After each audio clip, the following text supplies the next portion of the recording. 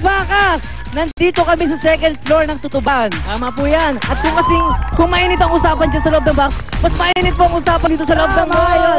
Kaya tatanungin natin sila, naniniwala ba kayo na ang pagseselo ay sign ng pagmamahal? O ito, si ate. Ikaw, ate. Hindi ako naniniwala. Bakit? Kasi para sa akin, ang tunay na pag-ibig ay hindi nagsiselos. Oh, napakagandang sagot naman. Naranasan mo na ba yan? Hindi pa. Pero para sa'yo, ganun yun. Okay, maraming salamat po. Ito naman, si Kuya, tanongin natin. Si Kuya naman, side naman ng mga lalaki, Kasi di ba? Ikaw, naniniwala ka ba na ang pagsiselos ay sign ng pagmamahal? Hindi. Kasi sa tingin ko, kung mahal mo, dapat pinagkakatiwalaan mo. Oh, sweet naman nun, Kuya. Balik tayo muna sa mainit na usapan sa baba! Alright, welcome back mga kaibigan. Dito po sa Starbucks. Ang issue pinag-uusapan, mainit na mainit mga kaibigan. Naniniwala ka ba na ang best lover, selos ever? Ay nako, talaga naman. Mama Ali, may kasama ako dito na kahit kailan ayaw niya ng selos. Ayan, bakit? Unang-una yung selos na yan para yung ani na sumisira ng relasyon. Dahil dyan, humihina ang pundasyon ng relasyon dahil nawawala ng tiwala sa isa't isa. Mama Ali, anong masasabi mo dyan? Nabigyan ko naman siyempre ng pagkakataon na sumagot si Ayeng.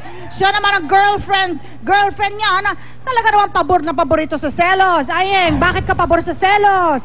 Siyempre naman po, di ba? Kahit sino naman, pag sa mahal niyo isang tao, mararamdaman niyo yung pagsiselos. Diba? Yun lang naman yun eh.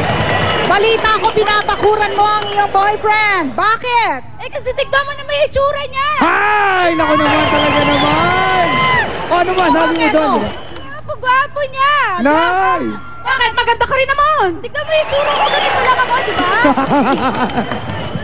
Masama ba? O, ayaw daw niya, nababastos daw siya. Sorry naman. Ayun lang naman yung parang ko para maramdaman mo, di ba? Kung gaano kita kamahal. Yun lang yun.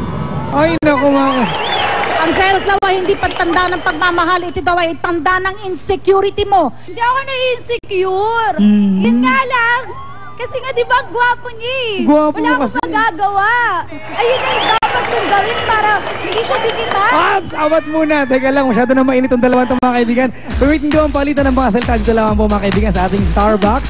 Palamig muna tayo, Mama. Ayan ha.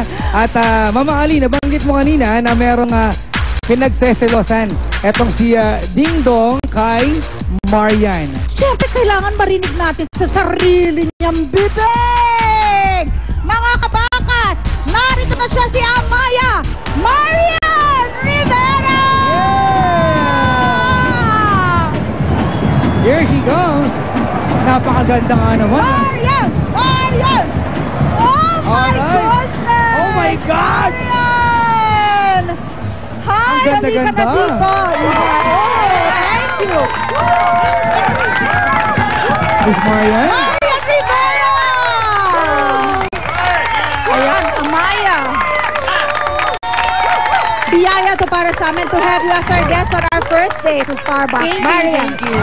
Siguro kanina dun sa atin na monitor mo na kung ano yung pinag-uusapan natin dito. Oo nga, puro selos. love. Puro selos. Puro selos! Papa Jack, mauna ka na sa unang tanong. Ma'am, gusto ko lang malaman kay Miss Marian, paano malalaman kung mahal ka na lalaki kahit naliligaw pa lang siya? Ano kasi, naniniwala kasi ako na ang mga babae may instinct yan eh. Alam niya kung seryoso o hindi. So, para sa akin, una pa lang alam ko na kung seryoso o hindi. Una pa lang alam mo. Tama! Sabi talaga nila eh, di ba? Si Ding Dong ba, paano yon?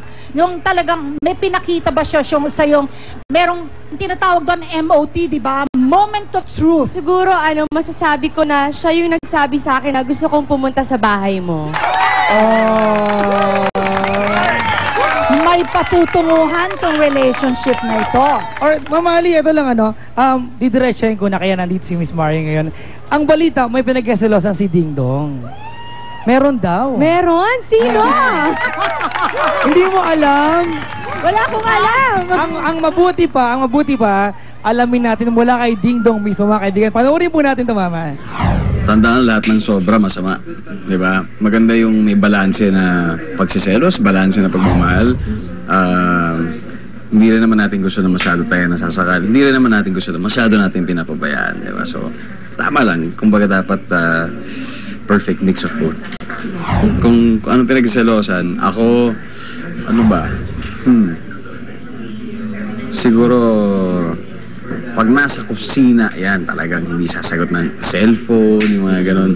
Talagang sobrang passionate sa pagluluto. So, yun lang siguro yung sa akin. Yun naman pala eh. Ay, nako. Ano yung totoo ba yun? Pag nasa kusina ka daw at nagluluto ka, hindi mo na daw sinasagot ang cellphone. Totoo yun. Kasi once na nagluto ako, gusto ko dire-diretso at ayokong may nanonood sa akin. Si Ding Dong ba ang pinagluluto mo? Madalas, dahil madalas siyang nagre-request sa akin, dahil na kapag may time kami together, gusto niya talaga magluto ako at kumain sa bahay. Wow. Na ang paborito ay... Ang dami niya ng paborito ngayon, parang Japanese fried rice na yung gusto niya ngayon. Dati Japanese sinigang, ngayon fried yun na. rice. Alright, mga kaibigan. At tulad niyo po si Marian ay meron ding side. At malalaman natin sa gabalik ng... Starbucks! Dito, kasali ka!